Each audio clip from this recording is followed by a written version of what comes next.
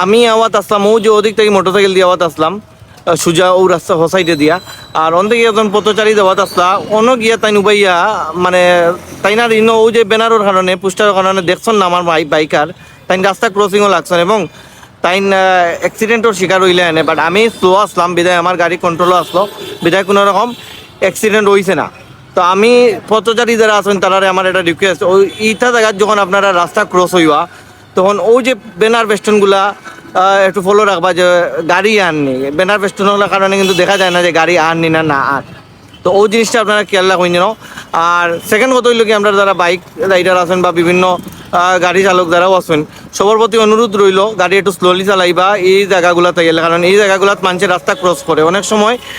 তাড়াহুড়ার থাকে তখন এই জায়গার জিনিসগুলো লাগি গাড়ি আননি না না আর দেখে না তখন গিয়ে অ্যাক্সিডেন্টের সম্মুখীন হয়ে যায়।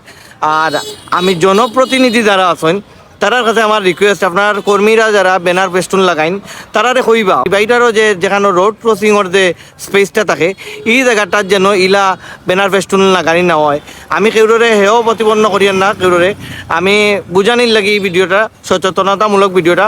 আপনারা কাইন্ডলি যারা জনপ্রতিনিধি আছেন তারা ওই জিনিসটা মাথাত রাখবা, বাইক রাইডার হলে ওই জিনিসটা মাথাত রাখবা, আর যারা পথচারী আছেন তারা ওই জিনিসটা মাথাত রাখবা। ধন্যবাদ, আসসালামু আলাইকুম।